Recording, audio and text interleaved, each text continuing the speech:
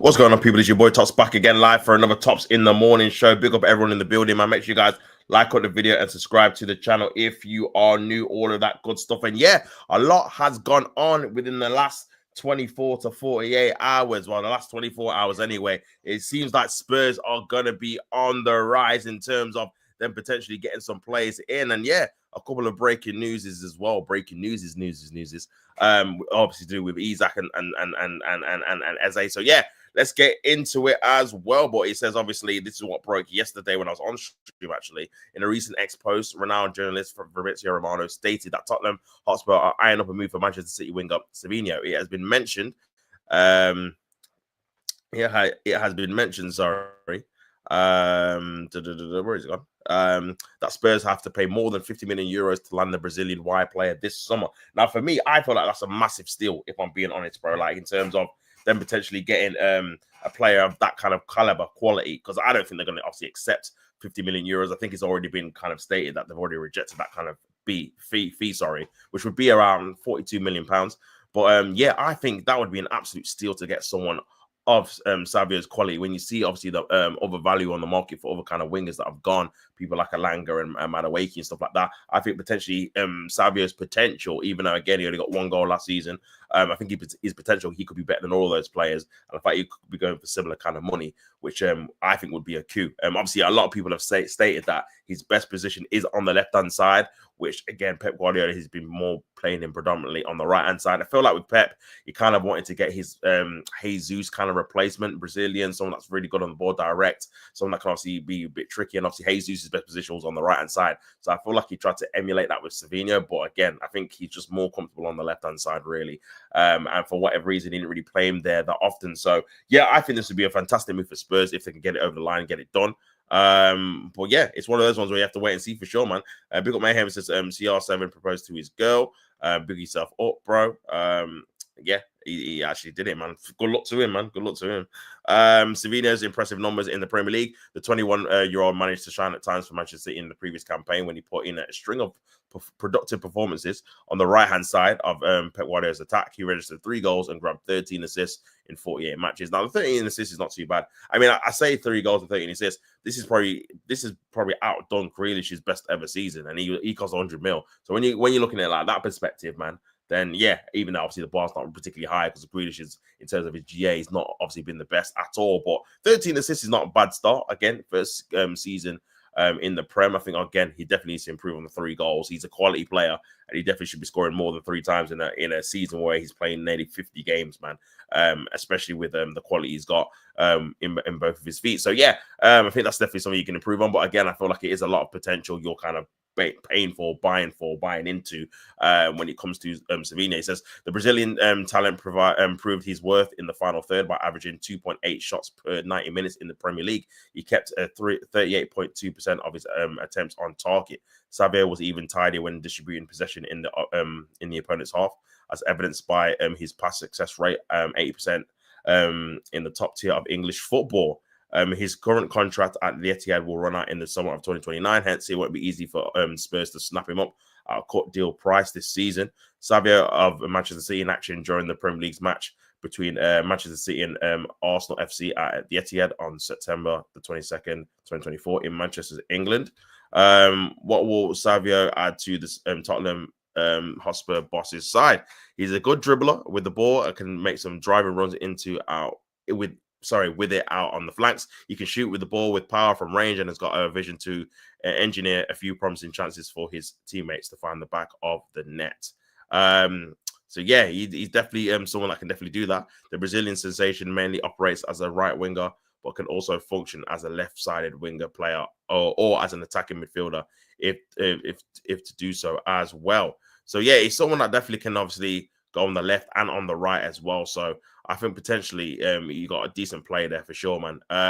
He's the Brazilian sensation mainly operates as a right winger, but can also function as a left-sided wide player, as well as an attacking midfielder, if told to do so by his manager. He's already got some experience in the Premier League, as well as obviously being equipped to make an impact for the North London club. He would no doubt add goals, creativity for the attack. At 21, he has potential to be a world-class winger someday. Therefore, Spurs would be well to get a deal over the line for him before the end of the summer transfer period. Now, again, when this news kind of broke yesterday, or I think it was the day before, it might have been Sunday night, everyone was kind of in shock. Like, this is kind of a deal that came out of nowhere, no real kind of links beforehand, no kind of inkling that Savio wanted to even leave the club. Never mind, Spurs were even after him. So kind of came as a shock. But that obviously got me thinking, again, if they're letting him go, there must be a viable reason. Obviously, Fabrizio Romano came out and said they're not actively looking to sell him. But if there's a deal to be had, then they'll obviously be up to doing it. A lot of people, big up obviously LB, Manchester City fan, he said on his, I think, Saeed's stream that it feels like it's a bit premature, which I kind of hear.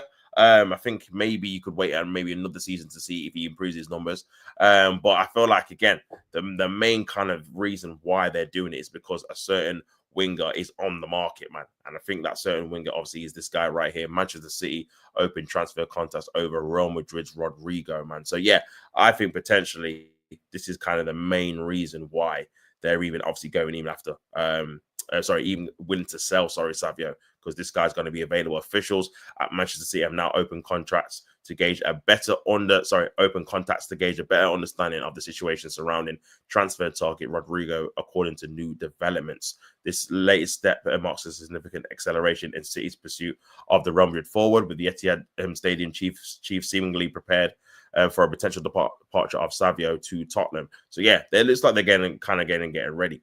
Big up Benji in the chat, man. Big up Tots. Big up yourself, brother. I hope you are well. Good to see you in the building, man. Make sure you guys like all the videos, subscribe if you're not already. But yeah, it just seemed like potentially that this could be a way forward for sure. The Premier League have been weighing up a high-profile attacking options all summer, and Rodrygo, long admired by the head coach Pep Guardiola, has quickly risen to the top of their shortlist. The growing speculation around the Brazilian international comes during a period of notable change in Manchester City's attacking department. Jack Grealish is finalising the season-long loan move to Everton, so apparently that's going to be announced today, potentially. James McAfee is on the verge of joining Nottingham Forest permanently. Now, that's a very interesting one, man. I feel like they've kind of compromised on what they wanted to get in terms of transfer fee. At the start of the window, they were saying that they want to get near enough what they got for Cole Palmer when he obviously got sold to Chelsea for, £40+ million, which is what they wanted for McAtee. Again, with McAtee only having 1 year left, I thought potentially that might be a bit steep, considering a lot of the interest was coming from abroad. I know they don't really spend a lot of money on kind of attacking players. But yeah, their kind of limit is probably like 25 to 35, you know what I'm saying? You rarely see kind of an attacking player go from the Premier League to like a Serie A team, for example, for more than £35 million, you know what I'm saying? Because they don't really have too much money. So I always thought that might be a bit steep. But yeah, I think they were kind of relying on obviously more Premier League clubs maybe being after him. But it looks like they're going to agree a deal for like about £20 million, which is obviously basically cut in half their expected asking fee. And I feel like they've done that because they really want to get him gone, get him out, get money through the door, and then potentially go big on a signing. And I think the signing is going to be Rodrygo, man. He says obviously he's on the verge of joining Nottingham Forest permanently. I think that's a good deal for them as well, by the way. Him going there and potentially obviously linking up with Gibbs White, who obviously signed a new deal. And also now it's been confirmed they're going to be in the Europa League. So yeah, Europa League team, Nottingham Forest, man, they've been obviously promoted, and Crystal Palace demoted as well. So yeah, they're going to be playing some good teams, man. Savio appears closer than ever to seeing the switch to North London. Such an exit would leave Pep Guardiola with a reduced pool of natural wingers heading into the 2025-2026 season. And Rodrygo has been a consistent performer for obviously Real Madrid since he's moved from Santos in 2019, playing a crucial role in their Champions League and La Liga triumphs. His pace, direct dribbling, and knack for scoring in decisive moments have made him a fan favorite in Madrid, but also an attractive proposition for a top European club, especially those seeking versatility across the forward line. Now, according to the information of Fabrizio Romano, Manchester City have had serious interest in Rodrygo and have started making contacts to understand the player's situation and feelings. Along those of the player himself, it is reported that Manchester City are also understanding the mood amongst his family and representatives, as well as Real Madrid, who are said to be open to a sale this summer for an important fee of around €100 million. However, from the side of Manchester City, it's claimed that Premier League giants hope to eventually negotiate a price. If the City decide to proceed, much will depend on how flexible Real Madrid are in their valuation. While €100 million reflects the winger's status and achievements, Pep Guardiola's side are expected to explore ways of securing or structuring a deal that would spread out the cost. A move for Rodrygo would also represent a clear statement of intent from Manchester City, reinforcing their attacking depth with a proven Champions League performer. For a player, the chance to work under Guardiola in a Premier League winning environment could prove tempting. Though Rodrygo's stature and his current role in the team will also factor heavily into his decision, and with the summer window entering a decisive phase, this could quickly develop in one of the standout transfer stories of the summer. So yeah, I think they're going to get him, man, personally. I think the only reason they are obviously sanctioning this Savio deal is because they've got inkling that potentially Rodrygo will be open to moving, and again, Real Madrid are open to selling him, and I think they could obviously raise the money through this sale as well. So yeah, could be a massive move for them for sure. Big up everyone in the building, man. Make sure you guys like on the video and subscribe. If City get Rodrygo, damn, listen, crazy, man. That title race will be heating up. The only thing I'll say about obviously Liverpool and Manchester City, defensively still, you do have questions about both of them. We've seen it with Liverpool in the Community Shield. I think Gravenberch is a massive factor in terms of them maintaining that kind of solidity at the back, because again, he protects the kind of the back four, protects Van Dijk, protects Konate. So I think keeping him fit is going to be very crucial, considering they haven't really got a like-for-like top-level standard DM in the squad. So that's going to be very crucial. And also keeping the centre-backs fit. And Manchester City, similar, man. They need to kind of keep the Ruben Diaz's fit. Rodri, again, is another one they kind of need to keep fit if they can. So, yeah, we'll have to wait and see, man. Big up Hoop. It says, "Wild Guan, big up yourself, bro. Hope you're well." Chelsea looks scary. Carlos is going to cook us. Says Mayhem legit. They look good, man. I can't lie. Big up Real Lickle. It says Grealish in 2025. Also, are shy. It said, "Hey lad, you from Birmingham?" With a question mark, potentially, bro. Big up yourself. It says football, locker room banner. Big up yourself, brother. Good to see you in the chat, man. Hopefully you are well, man. Make sure you guys like on the video, subscribe to the channel, and make sure you guys subscribing on Twitch as well. From you guys watching over them sides, man. But big up everyone in the building, of course. So yeah, man. So yeah, obviously as an Arsenal fan, yeah, obviously again, it was kind of not even a hope, but it was kind of a one of those ones where you're kind of hoping that potentially we could be in the running for that. But again, it just looks like Arsenal going to be trying to sell players on, which is very disappointing, to be fair, considering we've already spent 52 million on Madueke, and you could argue that potentially we could have got other players before we got Madueke in. Do you know what I'm saying? But yeah, obviously Fabrizio has been very, very active this morning when it comes to obviously news as well. So yeah, let's have a look what he's been saying on whatnot. So yeah, understand Tottenham are also back in talks for Eze in a separate deal now, bro. This is the deal now, yeah. Which if this happens, I'm gonna be so mad. I'm gonna be so mad, bro, because only Arsenal can mess up a deal that's so straightforward in terms of the player wants to come. He's already played for the team. We literally need a player with his skill set. Like, it's essential we get someone who can drive in the left 8, drive in the number 10, be competition for Odegaard. He's a very good dribbler, very good ball carrier, very direct, can play a killer pass, can score from long range. Like, these are all attributes Arsenal actually need in that left 10, left 8 kind of role. He fits it to a T. He's Premier League proven. He scores in big games as well. And yeah, the deal's there to be done, bro. It's not outlandish money either. It's not like he's costing 100 mil. You get me? They want what? Probably 60, 65 mil. And now it looks like Spurs obviously are leading the race when it comes to signing Eze. So Spurs are trying again for Eze while they work on Savio, following Maddison's injury and Son's exit. So they're kind of the two players that want to replace Maddison, who's out for the season, and Son as well, who's obviously left.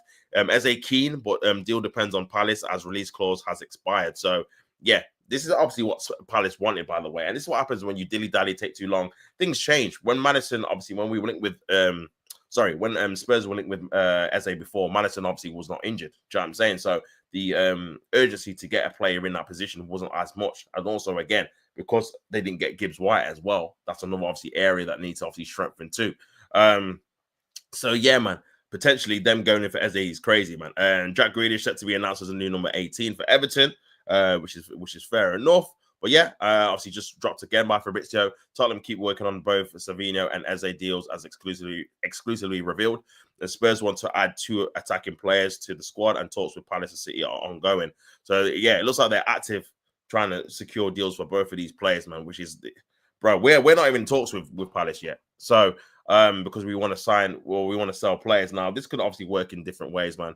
We could potentially obviously go in, try and get as a in before we sell players. This might obviously kick us into gear in terms of, you know what, we need to just try and get someone in, bro. We just try and get someone in. Like, less of this dilly dallying, less of this obviously messing around. We need to try and get someone in as soon as possible. Or we could just pull out the deal and say, you know what, we can't go in for him unless we sell players, which would be absolutely ludicrous. Like, a lot of fans are going to be losing their head, bro. A lot of Arsenal fans for sure, especially when you're letting him go to our North London rivals, man, in a deal where he literally was there to get. Like, we just took too long and we were messing about in terms of trying to sell players on, man. And the fact that you've left one of the crucial parts of our transfer window in terms of getting someone in that position that can play left wing as well as number 10, you've left that down to sales is crazy to me. Absolutely crazy. So, but yeah, it would be a very, and this is what I said about judging the transfer window at the end, because you just don't know what's going to happen, man. Obviously, this is was not foreseen. Tottenham potentially getting these two players was not foreseen about a week ago, even a couple of days ago, really. So, yeah, man. I think, again, you kind of rate the transfer window up or down considering what we've done. And at the minute, man, we've just brought in a striker and Zubimendi, who obviously is a good player as well.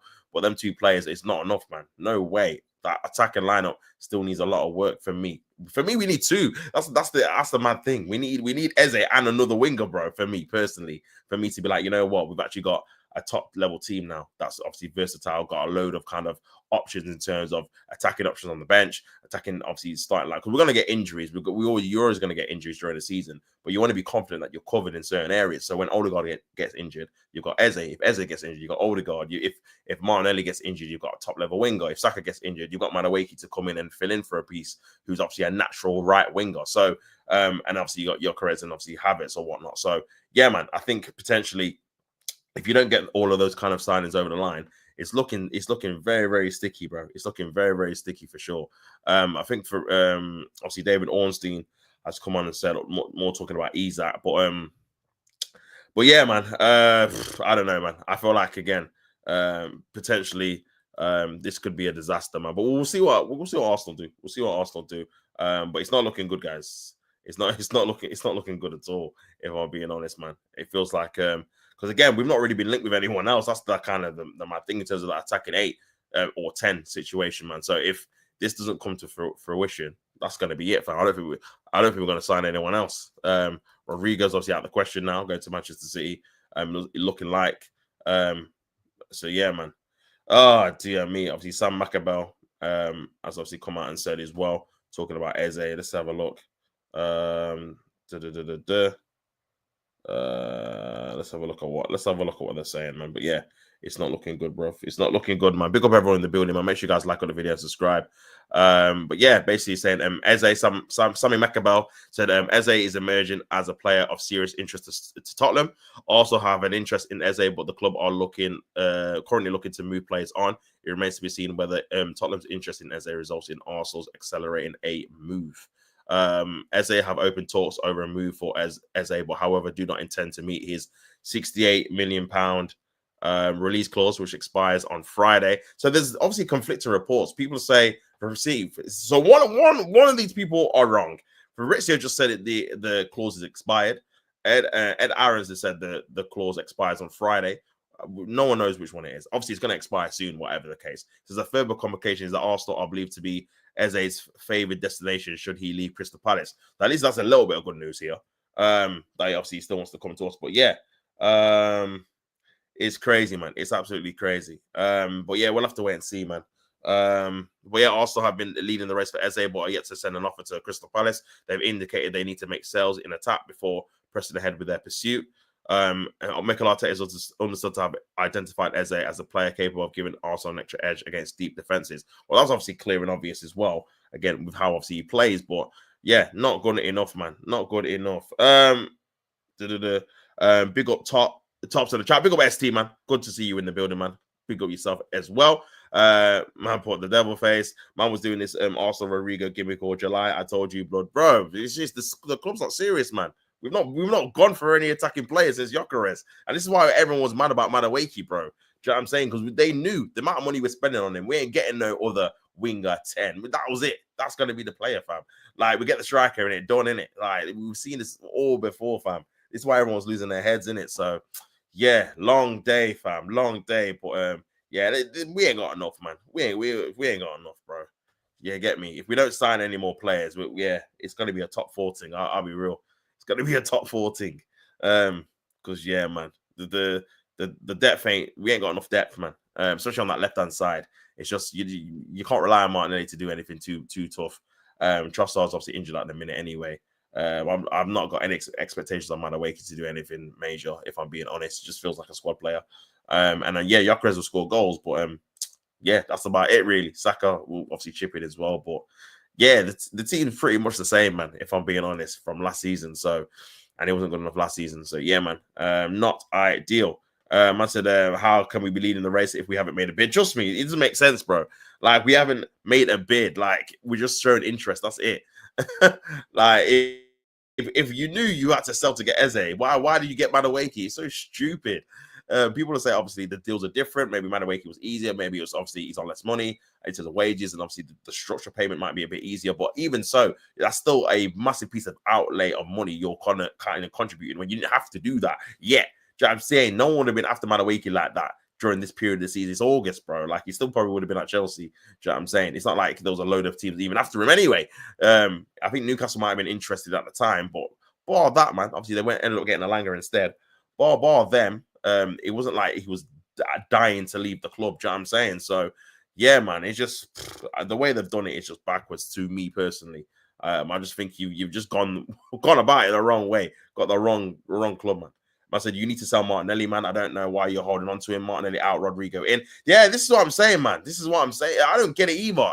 Obviously, reports are coming out saying that it's Mikel Arteta wants to keep him for another season. Apparently, we don't think he had a good season last season. So if we did sell him this season, we wouldn't maximize the kind of fee we want for him, which is about 60 or 70 million pounds. But bro, we bought him for like £5 million from Brazil, second tier. Do you know what I'm saying? Like, any kind of money more than that is going to be profit for one. And then number two, bro, like, if anything, his value is going to tank it even more if he has another mid to terrible season, bro, which he's had for the last 2 seasons, where he's been mid at best. Or, to be fair, he's not really been good enough. Let's be honest, man. Like, he's like, not even to his like GA or anything. Like, his actual performances, I think I can count on one hand when he's been our best player, or he's had a man of the match performance, or he's been one of our best players. Like, he doesn't do anything that's obviously warranted him being one of our star players. Now, I do feel like, again, the system does obviously play a part. When he had Calafiori against Leicester, when we beat them 4-2 at the Emirates, he was obviously making overlapping runs, and Martinelli that was probably his best game of the season. Got a goal, got an assist, but how he was actually playing,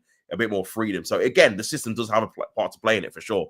Because I feel like, again, he is very restricted. Very interesting, obviously, at the weekend when we actually started with Calafiori left back and Martinelli in the center. Obviously, you've got a left-sided player that wants to overlap, and then obviously Martinelli that wants to cut in. Then he's topped them both off, and then you put Lewis Skelly, who wants to obviously invert and come in, and then Madueke wants to go out on the byline. So I think potentially that kind of left-hand side balance, where you've got a left backer and then a left winger who wants to do the opposite of each other, might be obviously a bit better. Because last season, you're having Lewis Skelly going inside, and then obviously Martinelli wants to go inside. Because they're both, obviously, Martinelli's right-footed and Lewis Skelly's obviously going into midfield because he's a midfielder. And it just didn't help the balance at all for either player. That's getting each other's way. So maybe that could be a thing that might be a little bit of a change next season. But Calafiori is not good defensively at left-back, and also is injury-prone. So can't really rely on him like that. But yeah, man, I don't get it, man. I feel like you kind of keeping on. And this is what obviously Carlos said before. Selling at the right time, people, man. That's very crucial. Selling at the right time. That's what you got to do for sure, man. Big up everyone in the building, man. Make sure you guys like the video and subscribe to the channel. It says, Big up Carlos says, when Madueke deal should have been left on the shelf. Yeah, facts, bro. It was just unnecessary. Like, no Arsenal fans were calling for it. No one was obviously targeting him or picking him out and saying, you know what, this is the kind of guy we wanted. Like, it was just such an unnecessary deal to do, especially for the amount of money you were asking for. Because when you were, obviously Chelsea was saying they wanted 50 plus, I was thinking, oh, well, that's going to be us out of the market for him. Because again, I suppose we probably want to spend about 30 on him at the time, but then we ended up paying the 52 you wanted. So it's crazy, man. Even Leao is about, Leao, even though Leao is a bit raw, and obviously not even a bit raw, because obviously he's like in his mid-20s, so I can't really even say that, but he's a bit inconsistent still. I still think he has the X factor in him where he could just do something mad, where you're like, oh my day, you just took on 2-3 players and scored the top bins. Like, and again, that's kind of rare, especially in this day and age where everything's so formulaic in terms of like players being rigid. Look at Jack Grealish, how he was at Manchester City. That's literally a system player. Plug him in a system, and he just does the bare minimum to kind of keep the system ticking.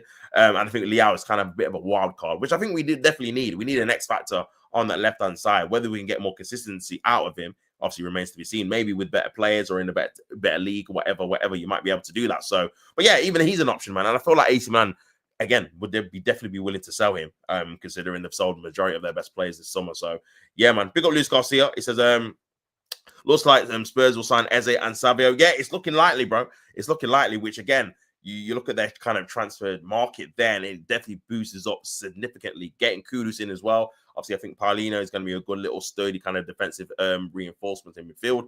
And then getting the likes of Savio and Eze, to kind of provide some chances for Solanke. If Solanke can stay fit, maybe he can have a better season than he did last season. And then, you got your kind of team that can play Champions League and league games as well, man. So, yeah, it's great. But yeah, man, there's many 25 plus prime wingers out there. There's Lookman, but you're better off investing in someone young. Yeah, for sure. For sure. I mean, again, I feel like with I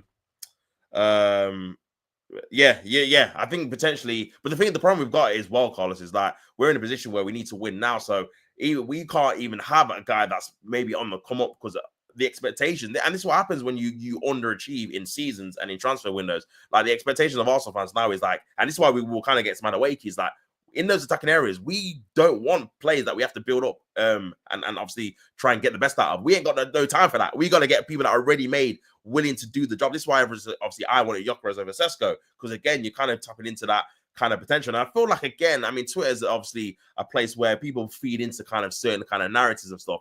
This kind of obsession of just trying to get a young striker to build up, I think that has to stop, man. Like, you can get players that are, like you said, over 25 and ready to make an impact straight away. There seems to be like an obsession of getting a player that could potentially be world class. So let's invest all our stock in him, and let's it's that journey kind of that journey project kind of same mentality mindset that I think has warped quite a lot of people, where they're just happy to be on the journey rather than just getting a player that's ready made right now. It's like they don't want that. They want a guy that they can say in a couple of years' time, look how well he's improved, kind of thing, which is kind of bizarre to me. But I think, like I said, the position that we're in, we just haven't got time to get someone in that's 22, 21, 23 that you're hoping in a couple of years' time it does well. Because I like stage. Saliba might have left, Saka might have left, Gabriel might have, like, all the players that we've got now might have left by then. And then now you're going to rebuild the team again. So, yeah, it's kind of crazy, man. Big up Mayhem says London is blue, Manchester is blue, Liverpool is red. Savio is staying now. Oh, is it? Is that confirmed? Savio is staying? But yeah, man. Matoma, actually. Matoma, but bro, Brian, the thing with Brian, man, like, there's a team where you don't really want to mess with unless you have to win it. Do you know what I'm saying? Because you're going to pay the full whack. If they turn down a £90 million bid from a Saudi team in January from Matoma, so again, he's another £100 million player in their eyes. You know what I'm saying? So you might well just leave that alone, fam. Even Leao is crazy. You know what? Again, like Carlos obviously alluded to, man, the market in terms of like wingers is obviously scarce, especially with like the strikers as well. So it's kind of scarce. But yeah, I think Leao is kind of an X factor where under the right manager, under the right team, in that transitional style. And I feel like the positives from the game against Athletic Bilbao, we were playing more of a transitional kind of style in terms of playing balls over the top, playing 1-2s, like having less touches on the ball. We weren't playing that kind of pedestrian kind of possession kind of base style that we played for the last couple of seasons, where it's just kind of that kind of U shape where you're just going all around the pitch. It was definitely more like get to Zubimendi, one touch to control it, another touch over the top. Those kind of reverse balls from Zubimendi to Saka, and I was getting Saka into space a lot quicker, because again, he was just getting the ball in literally straight away 1v1 with his defender, because by the time a midfielder comes over across, the ball's already come to Saka, because we've just bypassed it with the ball over the top. So yeah, I think that it was obviously positive, but in terms of what we were doing going forward, whether we can maintain that, I don't know.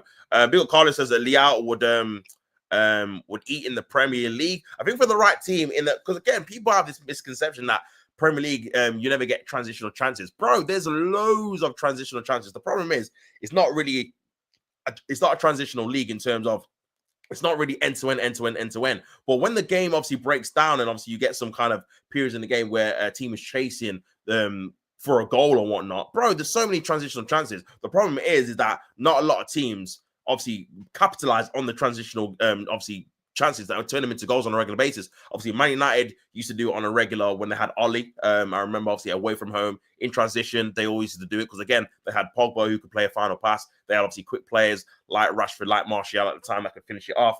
Obviously, Leicester is an obvious one as well, who when they won the Premier League, Vardy, Mahrez in transition was crazy. But yeah, a lot of teams like Manchester City, Liverpool to an extent as well on the clock were very transitional based as well. But they're kind of the three teams really. When you look at the likes of Arsenal and Manchester City, they're more base possession teams as well. Obviously, Chelsea again have been like more base possession too, depending on who the manager is, of course. So yeah, man, I think there's definitely room for being a transitional team in the Prem though, for sure.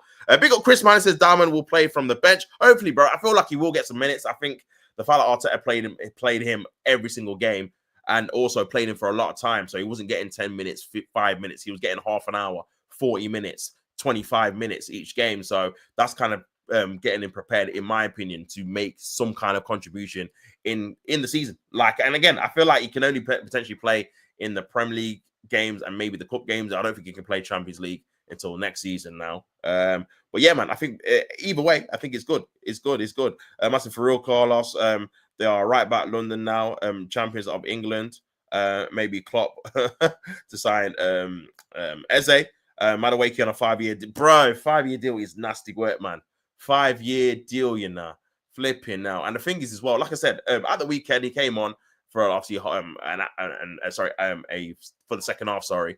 And yeah, he played all right, he played decent. Like, do you know what I mean? He was getting to the byline, he was putting some good balls in. But you know what he felt like? He felt like he was a good squad player. Like, he didn't have that star quality, like which I already know. I've obviously watched him play for Chelsea, so I know what kind of player I'm getting. Do you know what I mean? I've seen him be inconsistent for Chelsea. I've seen him have good games for Chelsea, but he's very inconsistent anyway. But he just seems like he's a good squad player. Like, he's someone that's good to come in and cover left wing or right wing here or there. But he's not, from where we want to get to, he's not a starter.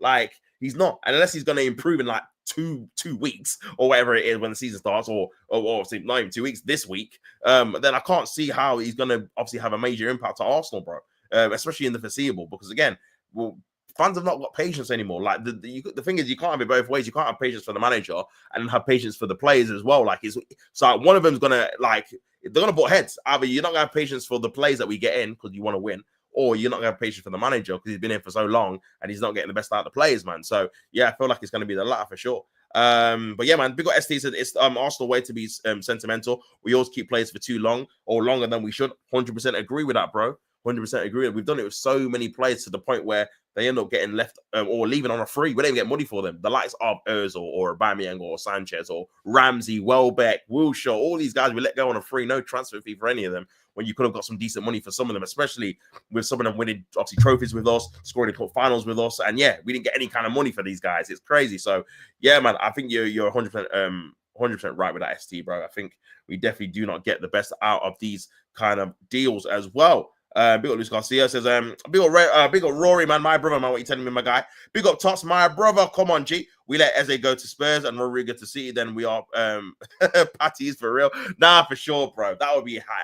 That would be a howler. Yeah, and this is what I'm saying about the transfer window, man. Very unpredictable. And again, you could feel like you're doing good business, but when you see what other teams are doing, and especially when you're linked with certain players in certain positions, because again, if Eze goes to Spurs, I don't think we're going to get another player in that position. Do you know what I mean? We've not really been linked with anyone else. Do you know what I'm saying? It's just been, and this is the problem you got. It's not like we've been linked with the Morgan Rogers or we've been linked with someone else that can come in and do a job. But I feel like Eze is just more perfect for that role that we particularly need in that left eight. That left-hand side, it has been suffering for about 2 years. Since Granit Xhaka left, we've not been consistently be able to create from that left-hand side, man. It's just been dying, a slow death. Do you know what I'm saying? In terms of not having anyone that's capable of any moment of quality over that side. It's all been on the Saka side. So I think with Eze coming in, potentially, I think you kind of improve and enhance that kind of left-hand side. But yeah, man, to allow these couple of players that we need ourselves to go to all the teams in the Prem is crazy, man. ST, the only good thing with the Madueke deal is that his wages aren't that high, so the outlay isn't a killer wages-wise. Yeah, I think that is probably the best thing about it. But again, for me, ST, I feel like the wages should obviously match your level of importance in the squad. So because he's on low wages, for me, that should be a squad player. He's on, I don't know, 50, 60K a week, apparently. I don't know what the amount money it should be. But that wage is not of a star, in my opinion. That's like of a rotational squad player. That's someone that can come in. However, the fee is more like a starting fee. That's kind of the issue you got. If we paid 30 million on 50k, then cool. But we paid 52. And even if he's on 50, 60k, it's still a large outlay of money. Big up Carlos says City got deals done too. Put the money down and bounce. No, this is what I'm saying, bro. Even obviously, you guys to an extent as well. Like, in terms of like, look how quick you got the lap deal done. Like, no messing about. You rejected Man United. You came in, got it done. Even like João Pedro one kind of took a little bit of time because again, it's Brighton. You know, with Brighton, man, you're not gonna unless you literally pay what they asked for at the start. You're not going to have a clean sailing kind of thing where you just get the player within a couple of days of being linked with him. Look at the Belabor stuff. That's going to drag out till probably the end of the window, even if they even get him. Because, again, it's a lot of money that I don't think Brian are going to budge on. You know what I'm saying? That it's going to have to be like £100 million for Man United to get him. You know what I'm saying? So, yeah. But, yeah, man, you have to do that. I feel like Arsenal, and to be fair, with the Madueke one, that's probably one of the deals that we actually done pretty quick. We were linked with him. We made a bid for him. By the end of the week, we agreed a fee with Chelsea for him. So that's one of the rapid ones. But the others this season, man, obviously the Submarine one was done pre-season. The irony of, like I said, the deals, the quickest ones have been Kepa from Chelsea. That was a release clause. Madueke from Chelsea. And Norgard was probably the other quick one as well. We got that done rapid. The other three dragged like, well, apart from Zubimendi, but the Mascara and obviously Yokres dragged like hell. So, yeah, man, you got to just come in swiftly and bounce because, again, it can definitely change. He's like adamant he will not play. Yeah, let me read that out quickly, man. Let's get to obviously the Isak news because I feel like, again, with the Isak thing, he's definitely putting his cards on the table, bro, to point of no return. Kind of putting Newcastle in a predicament where they have to kind of sell him, really. Says Isak adamant he will not play for Newcastle again, even if the window closes without the exit of the 25-year-old. He views his Newcastle career over and no longer wishes to reintegrate.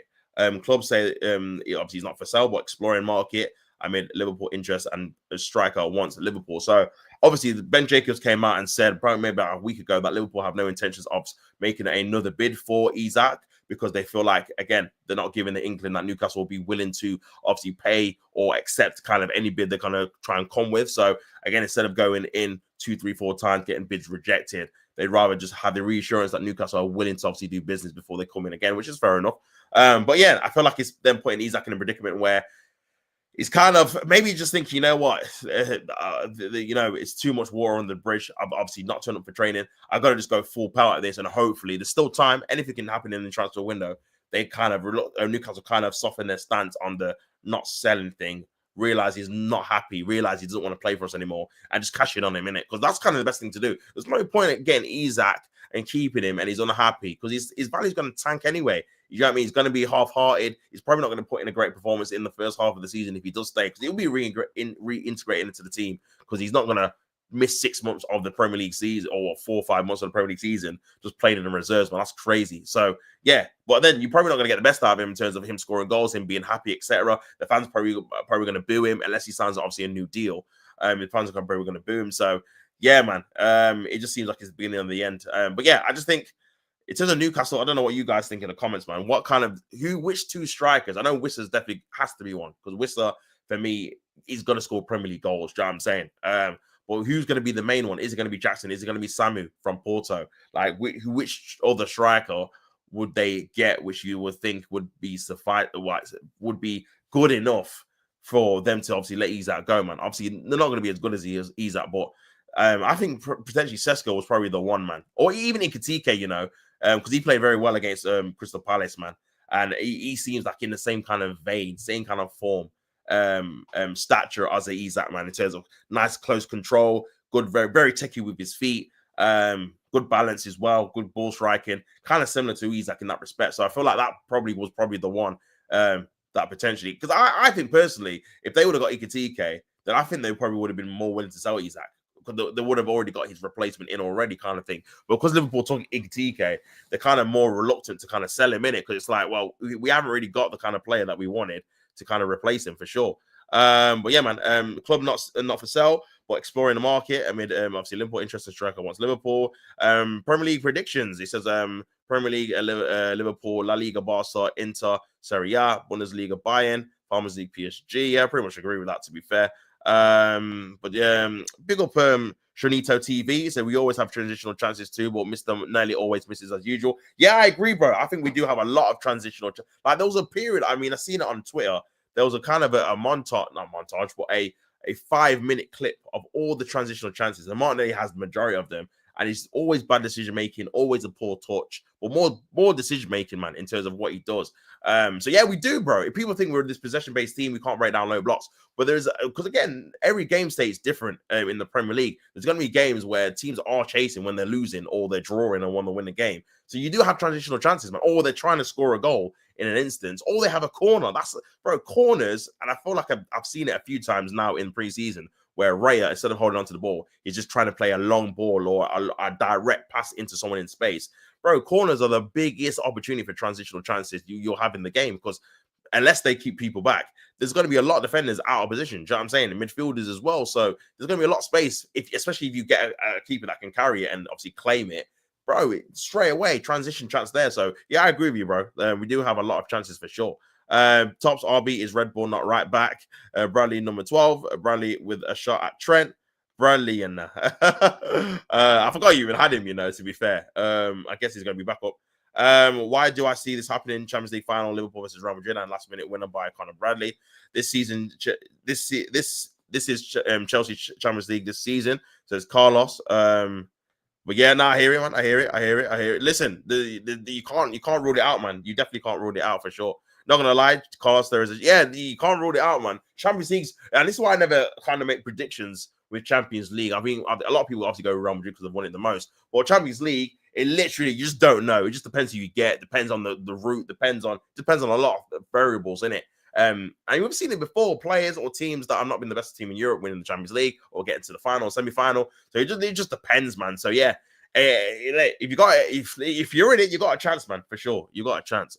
Dealing with Brighton is trust me. I mean, obviously you've dealt with them more often.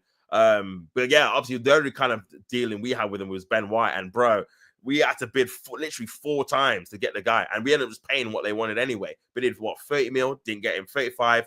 Didn't get him 40 plus 5 million add-ons, didn't get him. Then we had to bid 45 plus 5 million add-ons, I think it was, and then we ended up getting him. So, and they wanted 50 from the start. They said it. So yeah, man, you basically, if you're dealing with Brighton, you best come with bread. You best have money involved. You best get some money in line. But to deal with Brighton because they ain't budging, bro. I'm telling you, man, they are not budging, man. Big up Terry, man. It says, "Sup, bro? I thought Spurs were in pole position for Eze now. Yeah, obviously, I did the title last night, my brother. So, obviously, it just dropped this morning that Spurs are going to be, obviously, I've just touched on it a little bit, my guy. That Spurs are, like you said, they're in kind of pole position to get him over the line, bro. Which is, again, not ideal, if I'm being honest, man. Not ideal. But yeah, I feel like, again, this will do one or two things. Either accelerate Arsenal's interest, and they're like, you know what, we're just going to accept whatever for Zinchenko, get him out the door, accept whatever for I can't remember the players now, Vieira, Reece Nelson, these kind of guys, get them out, and then we can try and get some more players in. Obviously, Sammy Matt said Eze is emerging as a player of serious interest in Tottenham. Also have an interest in Eze, but the club are currently looking to move players on. It remains to be seen whether Tottenham's interest in Eze results in also accelerate and move. So yeah, again, this will be fantastic for Crystal Palace, especially with potentially the kind of release clause of Eze expiring. I mean, people are saying different things. Some people are saying it's expired already. Some people are saying it expires on Friday, the first game of the season. So yeah, with that expiring, I feel like, again, potentially you could get like a little bit of a bidding war, unless obviously Eze comes out and said, I want to particularly go to a certain club, whether it's Arsenal or Spurs. Then again, he's going to cut that out. But yeah, man. But yeah, Spurs are active, man, and they're having talks for Eze as well. Also, he said that Isak said last year he will leave Newcastle this summer. It looks like Newcastle is wrong here. Yeah, I know, for sure. Big up Mr. Battle Red, big up TB Tops, and I hope you are well. Good to see you in the chat, my brother. Good to see you in the building, man. Hopefully you are well yourself, my guy. But big yourself up every single time, my brother. Good to see you in the building. Big up Terry says I'm a Porto fan, bro. Okay, big yourself up, brother. Good to see you in the building. Savio did well for us this season, but for Alves, he was rubbish. I don't know if he could make the jump to the Premier League straight away. He's like 20, so very young but talented. Big up yourself, Terry. I didn't realize you're a Porto fan, man. Big up yourself as always. But yeah, man. In terms of what you're saying about Samuel, yeah, I was impressed with him. The times I've seen him obviously in the Europa League for Porto, Bro, he has that kind of. I mean, I think it was against Man United. He scored a couple of goals, but yeah, he has that kind of bullish, kind of aggressive style. Very, very combative as well. And yeah, he definitely looked like he could finish a few times as well for Porto too. So I know he was a player that Chelsea were linked with in, and obviously they ended up getting Felix. That fiasco then with obviously Conor Gallagher, Felix, and Samu last summer, man, was funny as well. But yeah, again, 20 years old, and it's an interesting point you do make. Is he ready to make the jump? It feels like if you're going to get Samu, he's like a second striker. He's someone that should learn off someone else that can rotate and stuff like that. I don't know if it's too much pressure for him to be the main guy for Newcastle, who, again, they've just got ease at. They're going to expect someone who maybe not as good, but has the potential to be as good as him, especially being in the Champions League as well. Obviously, I don't know, but again, it's one of those ones where you don't know. Sometimes these players come in young, and they're actually better than you anticipate. Maybe sometimes they adapt better than you think as well. So, yeah, very interesting. But I think he's a decent player. I agree. I think he's very talented. I think potentially he's got a stepping stone, potentially be a top level striker for sure, especially when you've got that kind of physical presence as well already at 20. Do you know what I'm saying? So, provide and add a bit of experience, a bit of guile, a bit of kind of experience in terms of his movement, and obviously sharpen on his finishing, then bro, the world is his oyster for sure. Big up Godfrey, man. Big up yourself in the building, brother.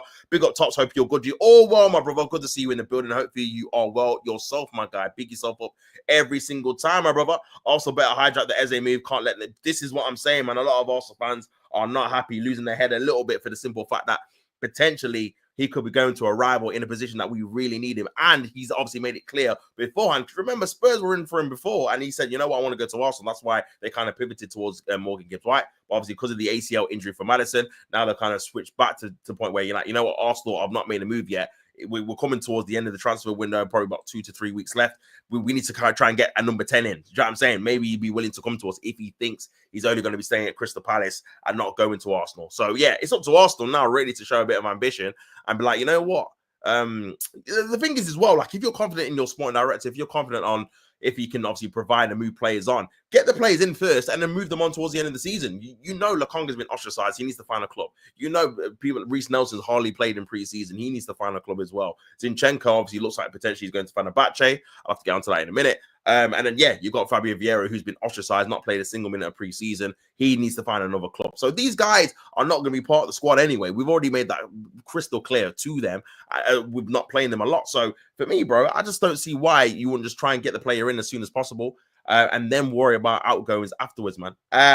Big up Shinito TV. Isaac is a true definition of be careful what you wish for. Newcastle fans wanted a trophy, and my bro won a Carlin Cup and thinks he's prime R9 and doesn't want to play for the club anymore. You know what it was, bro? I feel like, again, with Isaac, yeah, I think potentially, and I did read this a lot, I think it was like a couple of months ago, that apparently he was promised an improved contract. I remember reading that last year, actually, to be fair. Because obviously, again, at Newcastle, he's probably on about 120, 130, 140. So they wanted to make him the obviously highest paid player at the club, which again is fair. He's probably the best player, so it makes sense. He's the striker. He scored in the winner in the cup final as well, got them Champions League as well with his goals. So that's kind of fair enough. So apparently, a couple of their kind of sporting directors or executives have left the club, and they're the ones that promised him that kind of pay rise. And now whoever's come in have said, you know what, we can't really pay you what you kind of want. We can't give you 250, whatever he wants at the club because they've got PSR issues. That's why they've not bought a load of players. Again, they obviously have been rejected by a few players as well, but that's why they've not been spending the cash willy-nilly like you would think they would with the owners they've got, because PSR issues in terms of being able to sell players, obviously revenue, sponsorship, that all comes into part or into play as well. So yeah, man, I think for him, it maybe feels a bit disrespected that he's not got the money he's been promised, which again, as a player, you would do if that's what's been promised to you. That's obviously the rumors out there, bro. And yeah, but I think, to be honest with you, this always was going to be the case at some stage. He was always going to want, there was no way he's going to stay unless Newcastle won the Premier League or looked like they were going to win the Premier League. He was always going to leave at some stage. I feel like Newcastle fans were a little bit naive in respects of thinking he was going to stay long term. Like, he's been there 3 years already. He's going into the 25, 26-year-old. Obviously, he's been improving every single season. Big teams are going to want to come for him, and he's going to want to leave and go to a bigger team. That's just the food chain, unfortunately. So, yeah, I think because the Newcastle fans were adamant, because Newcastle were saying he's not for sale, he's not going anywhere. I remember when people, obviously, when Newcastle were linked with Ekitike, and obviously David Ornstein said the plan is for Isak to play with Ekitike. I called it straight away. This guy's a replacement, bro. Whether they sell Isak this summer or next summer, he's coming in to replace him, bro. We've all been here before as football fans when the club kind of puts it out. We're getting a player that's similar to the player we've got that potentially could leave, and they're going to play together, and then they end up getting sold. So yeah, man. But yeah, it's one of those ones for sure. Big up everyone in the building. I said FA Cup, Chelsea and Carabao Cup equals Manchester City. Big up Terry, man. Says Eze and Savino. Kudus is a triangle of terror, but no good without a good striker up top. Put the ball in the back of the net. You know what? I feel like Solanke, again, I know obviously he didn't have a particularly great season last season, but I do feel like he does have the potential to score a lot of goals if given the opportunity of getting obviously into a team that creates more chances for him in particular. But again, he's got to stay fit because again, he was injured quite a bit last season as well. And again, he has shown glimpses. Obviously, he's had the one season where he got 19 for Bournemouth, but he's not really shown the consistency of getting high figure goals on a regular basis, maybe because of injury, maybe because of all kind of circumstances and stuff. But yeah, I think then if you can keep him fit, I think he can definitely score more goals than he did last season for sure, and whatnot. I said, don't sleep on Richarlison. I think Richarlison is going to get sold, bro. I think he's going to get sold. I think they're trying to move him on and potentially get Jackson, man. Eze never said it, bro. A journalist said he said it. Yeah, true, very true. And Tottenham seem more clear in the intention that I also have been quite honestly. Yeah, that's true, man. That's true. That's true, man. There's actually not been confirmation that. Again, I think people just assume because he's played for Arsenal that potentially he wants to go there. But yeah, that's very true. There's no kind of quotes saying he wants to go to Arsenal for sure. So yeah, and obviously Arsenal again, even like the interest from Arsenal. Again, I think Ornstein's mentioned it once. Obviously, Fabrizio's mentioned it a few times, but there's no actually been any kind of concrete kind of talks with Palace that we've been in like negotiating for a fee or a deal or anything like that. So yeah, it's crazy, man. I must have there's too many fake journalists too. Yeah, for sure. I must have facts 100%. Twitter is a mess, bro. Everyone trying to one up each other on the who can drop the bomber first. Yeah, there's two. The problem is they've seen that all of these ITKs have seen a lot of attention. The original ITKs, let's say Fabrizio or whatever journalists, the attention they get when they get something right and they get a quote unquote bomber. So they try and basically throw things at the wall, see what sticks.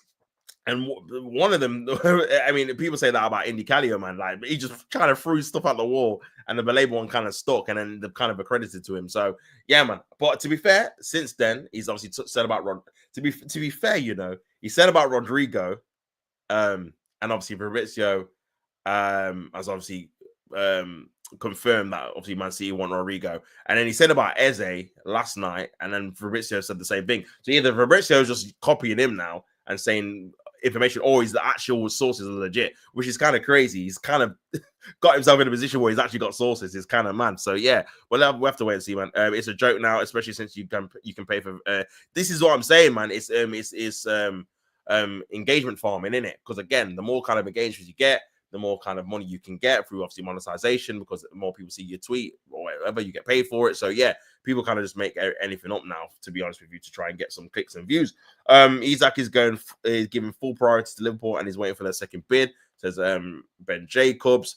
So yeah, interesting, man. Like Ben Jacobs obviously is the one that said that Liverpool are not going to make a second bid unless they get encouragement from Newcastle. And yeah, I think, to be fair, I think Liverpool kind of wanted Newcastle to try and get. If Sesko would have joined Newcastle already, then potentially this might have been obviously through the line. I think it's going to drag out till deadline day for sure. And potentially people were saying that maybe they don't want to give Isak before they obviously face Liverpool in the second game, which makes sense, to be fair, as well. Because why would you give them a chance for him to obviously play against his? Because again, unless they get each other in the cup, that's going to be that kind of period where Isak gets booed or whatever. That's obviously taken away now because they've already been there. Do you know what I'm saying? So yeah, but yeah, this is obviously the tweet you're saying. Says Alexander Isak is giving full priority to Liverpool as he waits to see if the second bid emerges. Isak has made it clear he won't chance his stance unless Liverpool inform him and change his stance. Yeah, that's obviously a typo. Unless Liverpool inform him a move is impossible. If Newcastle offer Liverpool encouragement in the coming days, they will be back. So yeah, this is obviously Ben Jacobs as well. Spurs also view Eze as a number 10. It means their pursuit is separate to Savio, who Manchester City insists they do not wish to sell. Very interesting, man. So, does that mean he's staying, or is that kind of a bargaining chip?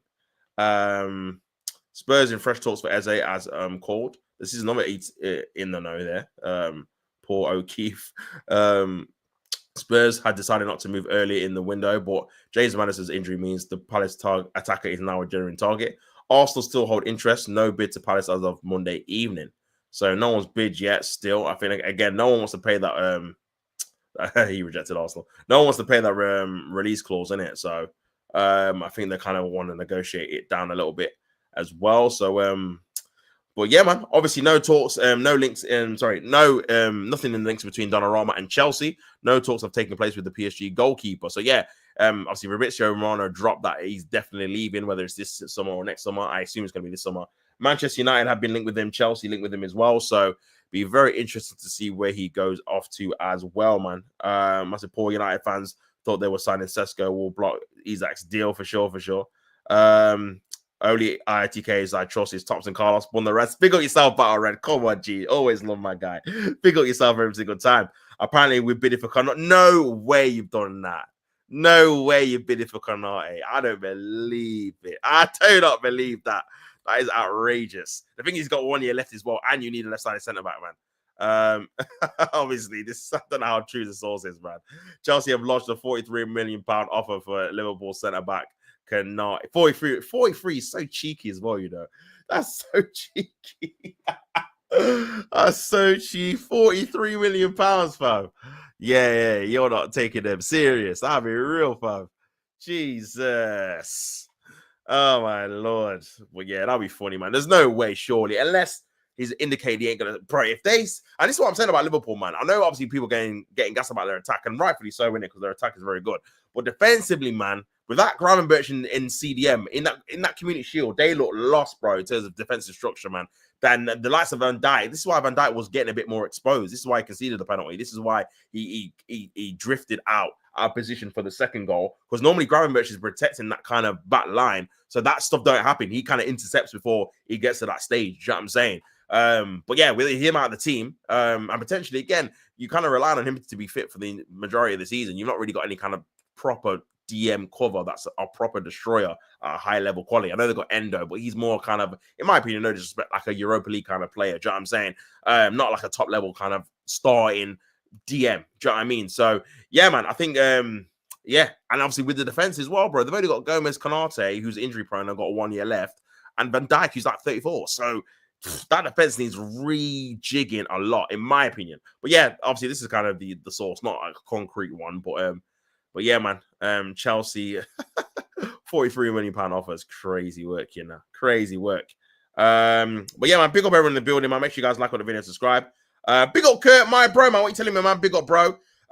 City, Rodrygo to City. Yeah, obviously, I mentioned it earlier in the stream, my brother, that apparently you are seriously considering, according to Fabrizio Romano, seriously considering getting a deal over the line for Rodrygo, man. So yeah. Whether that's going to be obviously active as well. Let's have a look. He did put something, I think it was earlier this morning. So yeah, it goes Fabrizio, more on Rodrygo's story from Monday. Pep Guardiola, a big fan of the Brazilian and pushing for this option.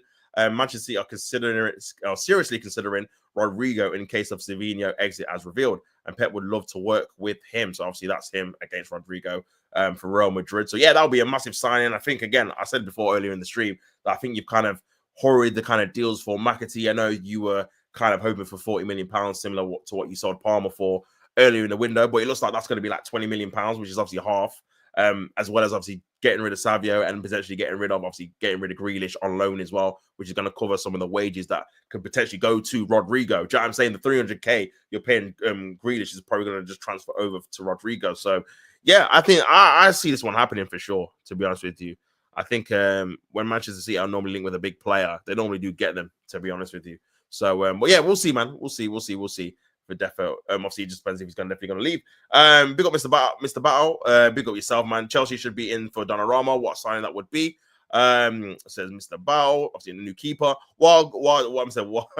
What two, Kurt? You know, 43 mil for injury prone proper Chelsea FNL. Says Luis Garcia. Rodrygo on 300k. So I think City will give him the same wages. This is what I'm saying, bro. As the Grealish thing, for sure. The Grealish out, him in, for sure. Get it done, Curtis. I'm rooting for you, this guy.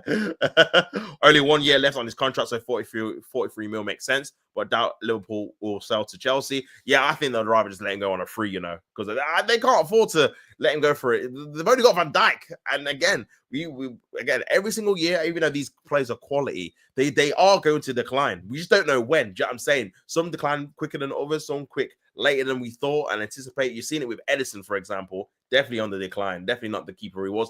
Are we going to see the same with Alisson this season, or maybe it's next summer? Obviously, they already think that because they got the keeper from Valencia.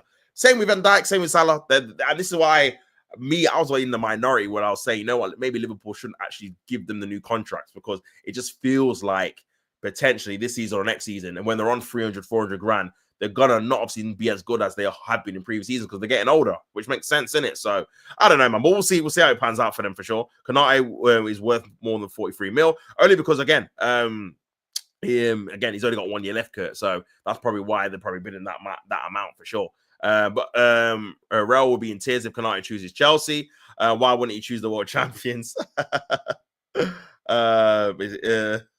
It's crazy, man. Big up Kurt. Real Madrid want 100 million, so just pay it and get 70 million for Savio. Yeah, so yeah, 70, 80 million for Savio. And this is what I'm saying, obviously, with Man City fans at the time. I know, obviously, Yuka, LB as well, they weren't really happy with Savio getting sold. But I always said obviously, in the morning stream, that you probably got someone planned up, already lined up to get someone else, man. So if you get Rodrygo and selling Savio, then yeah, cool. That would be a decent trade, to be fair. So yeah. Big up Carl, man. Big up, bro. Hope you are well, man. Big up Top. Sorry I couldn't redirect to you after my extremely early morning show. LOL. No, big up yourself, man. I see you putting in the work, man, as well. Big up yourself every single time, my brother. And yeah, make sure you go and subscribe to Carl as well, doing good things on his channel, man. And yeah, man, hopefully you are well, more guy. Good to see you in the building, man. Big up Gun Down UK. Big up, obviously, Gun Down UK as well, man. Big up Kurt, man. Who's the highest earner at Chelsea? Big up Kurt for putting Carl's link in the chat, man. Definitely, man. Big up yourself. Any mods in the building, man, make sure you guys big up and put his link in the chat as well, man. Mr. Battle, Reece James is on 250k. Konate wants 250k, which Liverpool are reluctant to offer. So let's see. Yeah, true. I mean, it is a lot of money, man. It is a lot of money. Oh, Ornstein Bomber. Ornstein Bomber. Let's have a look at this, people. What's he saying? Let's have a look. I think it was. I'm sure I just seen it. Let's have a look. Okay. Newcastle starting talks with Aston Villa over Jacob Ramsey. West Ham also like the 24-year-old and vice versa, but Newcastle emerging as preferred choice. Anyhow, a big fan and feeling mutual. Several Aston Villa contact offers, but no agreement. So sell possible. Very good player. I like Jacob Ramsey. He's had a few injury problems, but I feel like this would be a good signing, man, especially cover for that kind of midfield trio, which I feel like when you take a couple of them out of the team, Newcastle's quality definitely drops significantly, in my opinion. So, yeah, could be a good little signing there, and maybe they're using the ease out money to pay for it. Do you know what I'm saying? Because, again, I don't feel like this is going to be a player that's maybe in the 40s or 50 million pound mark, considering he's homegrown, he's English, etc., etc. He's obviously still pretty young as well, 24. So, yeah, you're probably looking about 40 or 50 mil. But, yeah, I think that would be a good signing for them, to be fair. Yeah, man, they need to kind of get these deals over the line because, again, the amount of times I've seen Newcastle's name linked with a player and they've just not got any player over the line is crazy, to be fair. Massive Palmer is only on 100. Yes, man. Yeah, I've had a look at Chelsea's wage structure, man, and yeah, the kind of the biggest ones I think for Fafana, he's on like 200. Obviously, Reece James is on like 250. They're like the biggest couple, I think.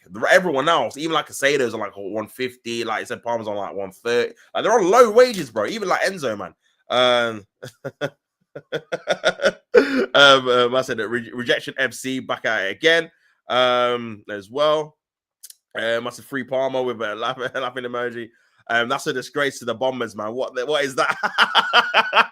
Hey, engagement farming, bro. Engagement farming. The thing is, he didn't even say it was a bid. Yeah, you don't want to go down this route, Ornstein, fam. You know what? I feel like he's kept his not integrity, but he's kept his like importance from now. Because obviously, Fabrizio just kind of tweets whatever in it. Because again, the more he tweets, the more he gets paid, etc. Obviously, because of the verification or whatnot. But I feel like with Ornstein, normally he only kind of tweets something when there's actual news. But with that one, that's kind of. I mean, again, I suppose he said there's interest and there's talks have started, but no actual bid or anything. So, but yeah, man. But yeah, good play though. I do like Jacob Ramsey. To be fair, I do like him. Big up Alejandro. A Liverpool bid will be 118 million plus 12 million add-ons, 130 in total. There is already agreement done. This is happening, and there's no way back, unfortunately, for Newcastle. Big up yourself, Alejandro. You have to let me know who you support. I'm guessing it is Liverpool. But yeah, I feel like Isak will go to Liverpool. Maybe it will drag out towards the end of the transfer window, but I reckon it'll be a done deal by the time it's September the 1st, my bro. Big up Kurt, man. It says Tottenham want Eze. Spurs, what are Arsenal? Bro, I don't know, man. Hopefully it kind of kicks Arsenal into gear, Kurt, bro, and they actually accelerate their interest, man, and stop messing about, especially when they know another team could potentially go in for him. Do you know what I mean? And this is maybe Crystal Palace are the ones that are putting it out there as well, because again, for them, they want a bidding war. They want two teams going after to get obviously the most money for Eze. So maybe they want to kind of get this deal over the line and through. But Arsenal haggling, dilly-dallying, waiting to obviously sell players to kind of make kind of any kind of formal approach. So, yeah, very, very jarring if I'm being honest, man. But we'll see what happens with it, my brother. Big up Alejandro says Isak to Liverpool. It's just a matter of time. # free Isak, you know. So, yeah, you must be a Liverpool fan for sure. Man. Big up Carlos says I don't even follow Fabrizio anymore. Him and Shadeborough, I don't need that. I hear it. Yeah, I hear it, bro. I hear it. That's a negativity, you know. I hear it. PSG versus Spurs tomorrow. Yeah, I'll definitely do that, man. Super Cup, bro. If Spurs win the Super Cup, fam, it is long days, bro. It is long days. Fabrizio Ornstein, follow you, bro. Savio and Eze at Tottenham. What? Yeah, it could be techie, bro. It could be with Thomas Frank as well, because I do rate Thomas Frank as a manager still. It could be a different kettle of fish, man. But again, I feel like as fans, everyone gets gassed about attacking signings, but yeah, it is very important to obviously balance out with your defense. But I feel like even maybe the most important signing, maybe it won't even be them. It might even be Paredes, especially if he carries on the form he had at Fulham, where he had the most tackles. I think he had the most interceptions in the league as a DM. So if he can carry any sort of form like that, then potentially they will be very more solid in obviously even the defense, because again, he'll be protecting it. So yeah, man, it's crazy. Massive Bonnie Blue. that's crazy, man. We're laughing emoji. I said big up tops. Did you see the Isak bomber? Yeah, bro. I did cover it earlier on. Obviously, here it is again. Isak adamant he will not play for Newcastle again, even if the window closes without exit. 25-year-old views Newcastle career over and no wish to reintegrate. Now again, obviously he's saying this now when the window's still open, but bro, when the window closes and if he's still there, he's playing, bro. Like there's going to be some kind of reconcile. Listen, just sign a new contract. We'll sell you next summer. We've seen it before. I think we've seen it with Johan Kabay, where he wanted to go to PSG. And then he ended up staying. I think he signed a new deal, and then he ended up signing him like a year later. Seen it with Suarez at Liverpool. He wanted to go to Arsenal, ended up obviously staying, goes to Barcelona a year later. So there's been talks or scenarios where players want to leave for a particular club, end up staying for another year, and then end up getting sold in it. Do you know what I'm saying? So, yeah, would not surprise me if he's going to play for Liverpool, in my opinion, either this season or next season. But it's probably going to be this season, to be fair. But yeah, man. Big up. Tottenham playing career mode. Listen, they're using their Champions League status and obviously the money very wisely, trying to get a load of Premier League proven players, which is very, very smart. My man is doing a Gyökeres. Listen, it's got to be done, man. I know Newcastle fans are not happy, and obviously, again, but this is how football works now. Literally, Whistler is doing the exact same thing at Brentford to join Newcastle. So if you've got energy for one, you've got to have energy for us.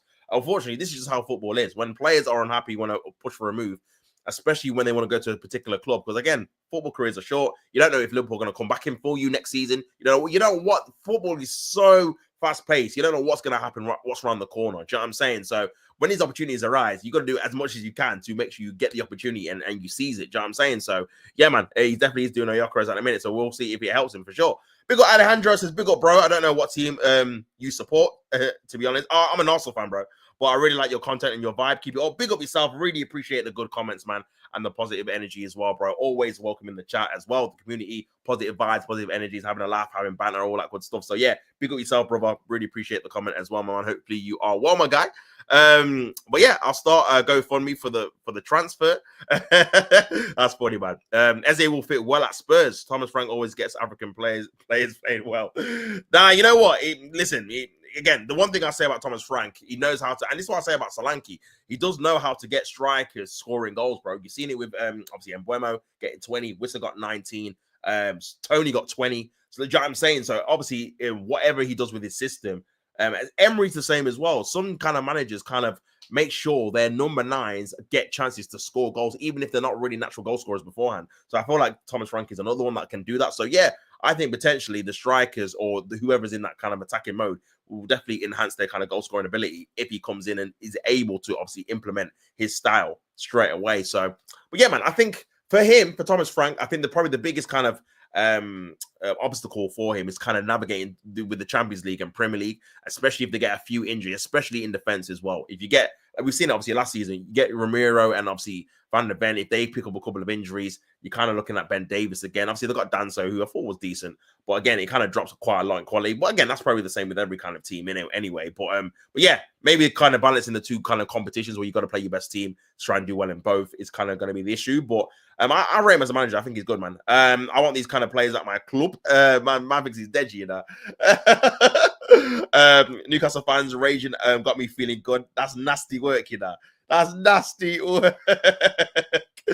Newcastle will fold and sell. Nah, they will, man. They will. They have to, bro. Because again, I feel like they're just waiting for a replacement. We see it all the time with these kind of clubs. Gyökeres was the same, bro. They literally, as soon as they got Luis Suarez through the door, that's not the one from Barcelona. That's another one. But yeah, as soon as they got him through the door, then they ended up obviously selling Gyökeres in it. So it's going to be the same for sure. But yeah, man. Tops is a Spurs fan. Nah, that's that. Less of that, bro. Less of that. Could never, bro. Never. You're a joker, fam. You're a joker. It's too public, just like the Gyökeres situation. Yeah, true. It's been a public outburst, so it's going to take a lot of rebuilding trust within the fans. He would have to sign a new contract if he was to stay at Newcastle, man. If the deal didn't come to fruition for the Newcastle fans to maybe even buy. But again, if he signs a new deal and apologizes, but it's long. That's long, bro. I can't lie. You might as well just cut. That's so long. LB is so stressed out. All of his hair has fallen out during his back. Yeah, big up LB, bro. Obviously, yeah. Again, when he first heard about Savio news, he wasn't happy. But then when he heard he was linked with Rodrygo, then he was starting to be a bit more positive. Obviously, again, you'd be a bit more gassed. So yeah. But yeah, big him up, man. I like his content for sure. Like and sub to my people, Tops deserves it. Pick up yourself nearsighted, bro. Really appreciate, man. And make sure you guys do what nearsighted says, man. Like and support the channel, man. Really appreciate everyone in the building, of course, every single time, my bro. But yeah, big up yourself, man. Man said, nah, Tops is proper Chelsea. Allow it, Kurt, please. This agenda has to stop. Proper Chelsea now. Man said, I've been here since 1K. Appreciate you, man. Real ones always know, man. Obviously, Carlos, Kurt, their side, everyone that's obviously been in the chat as well, man. Big up everyone that's always supported, whether it's on 1K, 900, 3K, 4K, man. I really appreciate people spending their time watching me talk about football, really. So yeah, always appreciate it as well, man. But yeah, big up yourself. Carlos, look at this guy, bro. When Tops logs up, he goes back into his drugma shirt. Don't let him fool you. You see this guy? I hate this guy, you know. See this guy? Flipping now. Oh my god. Joke, man. Big up Carlos, man. We also the Bonnie Blue. He's Chelsea. I thought it was Ashley Cole's shirt. Yeah, that's nasty work as well, bro. Where is Donnarumma going? Again, it was. I mean, I say he was linked with Chelsea. But yeah, obviously, Fabrizio Romano, as obviously said, Chelsea are not in active talks to sign Donnarumma. Despite links, he's not a target as Chelsea are happy with the goalkeeper. So they're happy with Sanchez being the number one. But yeah, obviously, the thing is as well, I feel like he was wanting to get a new contract, but this guy is on 250K a week as a goalkeeper is absolutely scandalous, bro. And you wouldn't even say he's the best goalkeeper in the world. Do you know what I'm saying? You probably, I still have Alisson over him personally. So to be on that amount of money is, I think, for a goalkeeper anyway. Because again, even though goalkeepers have their worth and can save you, obviously, win you titles and stuff, they're still going to concede goals. So you got to be paying a keeper 250. That's crazy. That's more than outfield players, bro. That's score goals. That's what the strikers get. So yeah, so obviously, there's no surprise where PSG don't want to renew his contract, or if they do want to renew it, they don't want to pay the money that he's going to want, bro. Do you know what I'm saying? He's going to want an extension. He's going to be wanting to get 300, 350 for a goalkeeper, man. What are we doing here? Do you know what I'm saying? So, yeah, man. Yeah, I think the only club silly enough to pay then, and I think that's probably why Chelsea are not even linked with him as well. Obviously, they're happy with their keepers, but they're not paying a goalkeeper 250, 300k, bro. Like, who would even, the only team that would do that would be Man United. I'm telling you, they're the only team that would, because again, if he's gonna go to it, he's gonna want at least the same amount of money. He's gonna want at least the same amount of money, bro. So yeah, man. I don't know, man. I said I hope he goes Saudi. I said I hate that guy. He ran in and just turns up again, bro. He's another inconsistent guy. I remember seeing him at, well, this is 2018. When AC Milan had Arsenal in the Europa League, and he made a couple of howlers, man. He had a terrible game that game, but yeah, he's one of those keepers that can just turn it on and off whenever he wants, kind of thing. So yeah, man, one of those weird keepers for sure. When he's a bozo in some games and other games as well. It's crazy. I said, what's he going to say when he signs a new contract? This is what I'm saying. This is it's long, bro. It's long. Yeah, Newcastle is where I've always wanted to be. Newcastle fans are going to see right through this. Like, yeah, yeah. You know what? I'm trying to think of a situation where they can obviously, like you say, rebuild or repair the kind of relationship they've got. But Newcastle fans are going to be like, even if you sign a new contract, we know you're going to be off, like either 6 months, a year, 2. Like, we know you don't want to stay here, so you might as well just get. That's what I'm saying. So I think, to be fair to Isak, he's actually put Newcastle in a very tough predicament where the fans, I don't think, are going to be too happy if he stays, bro. I mean, if he stays and starts scoring goals, obviously they're going to cheer the goals. But in the back of their mind, they're like, you know what? That kind of confidence they had, because Newcastle fans were very confident when you spoke about Isak not leaving. They're like, he's not leaving. He's happy at Newcastle. He's the best player. He scores all the goals. We're in the Champions League now. We just want to cup. Why is he going to leave this season, etc., etc.? But now that kind of confidence is definitely gone from Newcastle fans. They kind of know it's the opposite now. It's like, we know he's leaving. We just don't know when. Whether it's this summer, next summer, he's going to be going out. So for me, I think potentially if they could get Nicholas Jackson. They could get another player. Depending on who they get, I think potentially they could obviously initiate some contact with Liverpool to try and get him out. Do you know what I'm saying? I've always dreamed of winning the treble with Newcastle. Isak in September. Trust me. Playing Champions League again for Newcastle was my dream. So yeah, it's going to be crazy. You best hope Liverpool come back in for him for sure. Yeah. But again, if he's coming, you know what's going to be very interesting? What Liverpool are willing to spend, because I've got a feeling they don't want to spend 150 mil. That's the one thing I will say. I don't think they want to spend that. I don't think they will spend that. I think they're probably maximum. They went with 110. Their probably maximum is going to be 130 to 35 max. I don't think they want to go over that for some reason. I just have a feeling that, because again, 150 mil is a lot of money, bro. Obviously, it's not worth that, but it's still a lot of money, bro. Like, again, if you get Isak, man, spending 150 and then 150 on Burts, bro, the expectation is going to be league and probably another trophy, bro. Because it's like, this is a lot of money on players you're spending. Like, you would have broke the record twice in one window, which is crazy, man.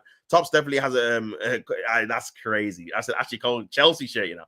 Chelsea have the best goalkeeper in the world. One. Oh my days, Carlos, fam, you're killing me. Donnarumma only had one good season, even though Edison has fallen off years older. This is what I'm saying. Early on 90k, bro.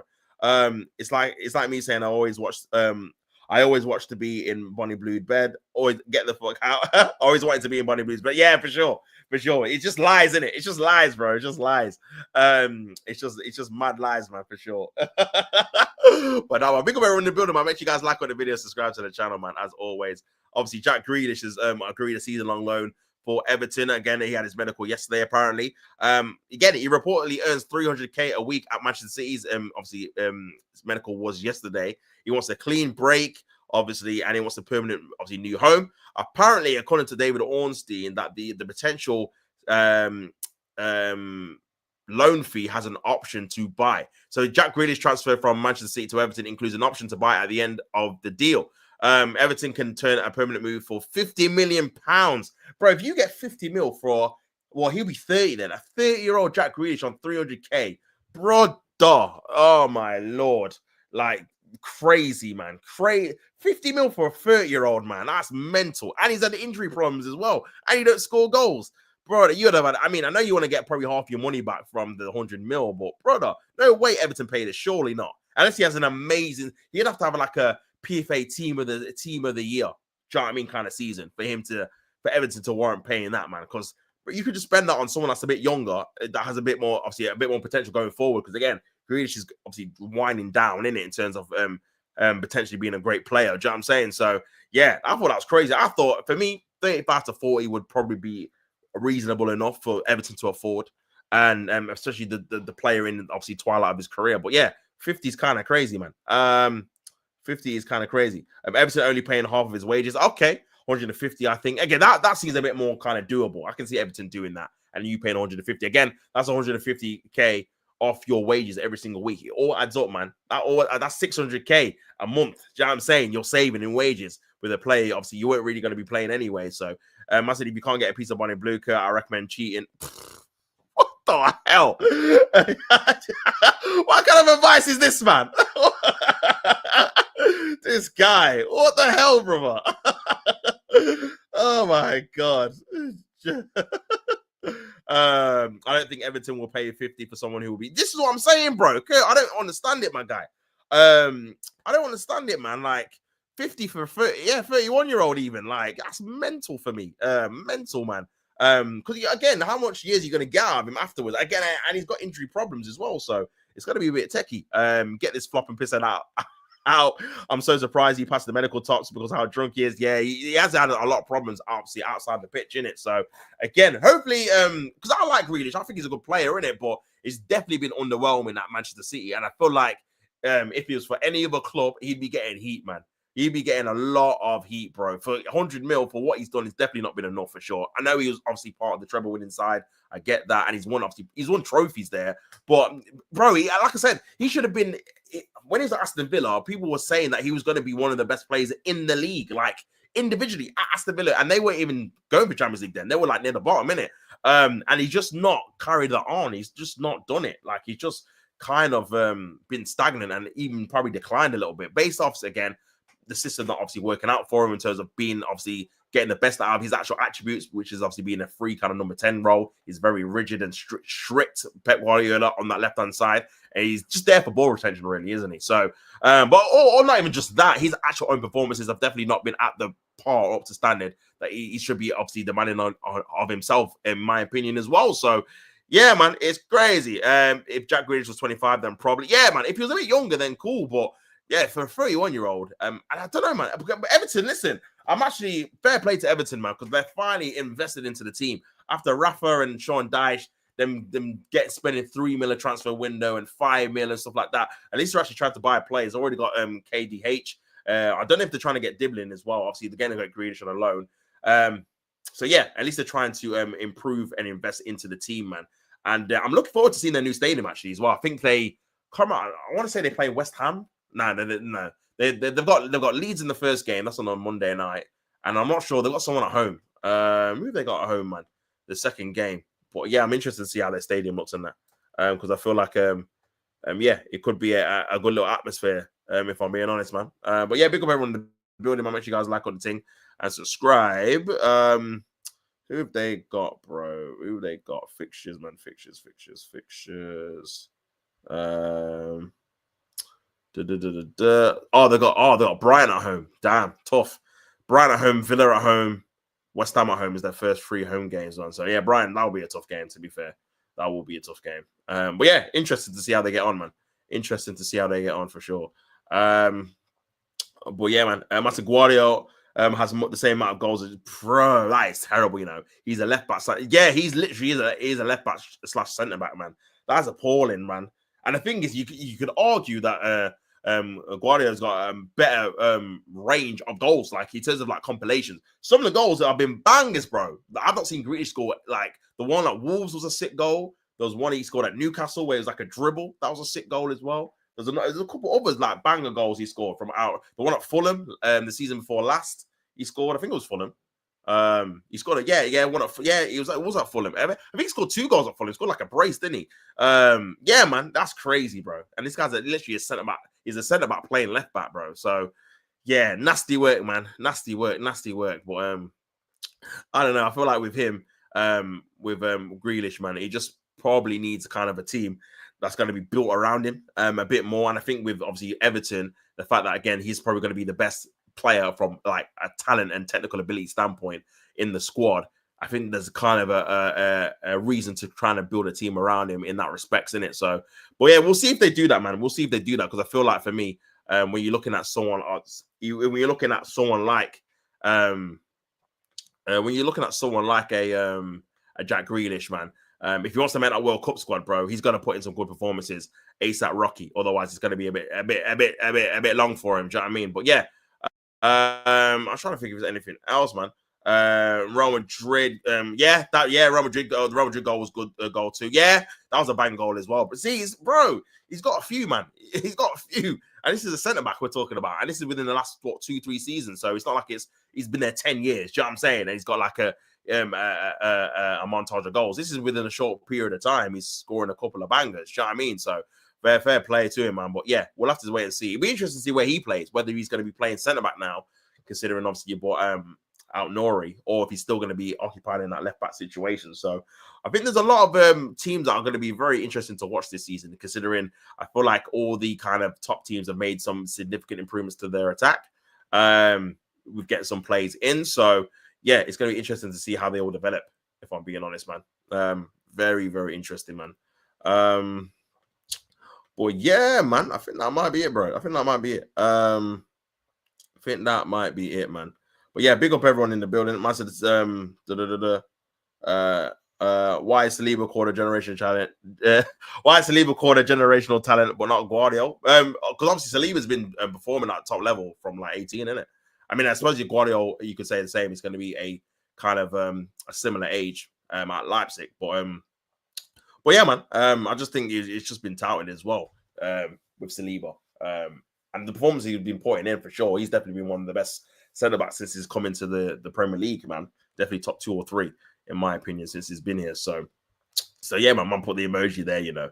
Still can't believe we paid 100 million for this guy. Hopefully Rodrygo doesn't turn out to be the same. I mean, yeah, I think Rodrygo. I mean, to be fair, when you look at Rodrygo's kind of stats, you know, they're not amazing. Like in terms of goals, they're not amazing in it, especially coming from La Liga. I know, obviously, to be fair to him, he's been playing on similar to Savio, really. He's been playing on the right, and he's a left winger. So, but again. And obviously that's going to impact your kind of goals and stuff. Do you know what I'm saying? So, but yeah, when I quickly have a look at it, man, they're not amazing stats. Do you know what I'm saying? Like again, you look at it again. He came from, I think it was like 18 when he came. So he got 2 goals in 19 games, 1 goal in 22, 4 goals in 33, 9 goals in 34, 10 goals in 34, 6 goals last season. So in 30, I mean, people are saying this is like Martinelli numbers, fam. But yeah, well, obviously he's a quality player. It's not all about GA, of course, man. He's still a good player, and he has been playing out of position. But to be fair, in all comps, it's a bit more respectable. 19 and 57 is good. 17, 14 and 54, obviously a bit lower. But these 2 ones there, you think, okay, they're good numbers for a winger. To be fair, you're getting into that kind of 20 goals a season in all comps. I think you'd be happy for your winger to be getting that. Do you know what I'm saying? So. But yeah, man. But yeah, in terms of league wise, he definitely needs to improve. Only 1 double-digit season, but again, he's only 24, so again, still time for him to obviously improve on that. But yeah, it'd be interesting to see what his goal tally is going to be like in the Prem, whether that's going to increase or decrease. Because again, with Isak, to be fair, his one increased from being in La Liga because he obviously got a bit older and got a bit better. Do you know what I'm saying? So as a Guardiola, only 23, I think. Oh, very young as well. But yeah, we'll have to see, man, with Rodrygo, man. We'll have to definitely see. But yeah, man, big up everyone in the building, man. Obviously, I'm going to head off, man. Make sure you guys like on the video and subscribe to the channel. And yeah, I might be back tomorrow. I'm not too sure now. But yeah, but make sure you guys have a good day. And I'll catch you, man, later. I'm not going to play it again. Until next time, I'm out, people. Peace.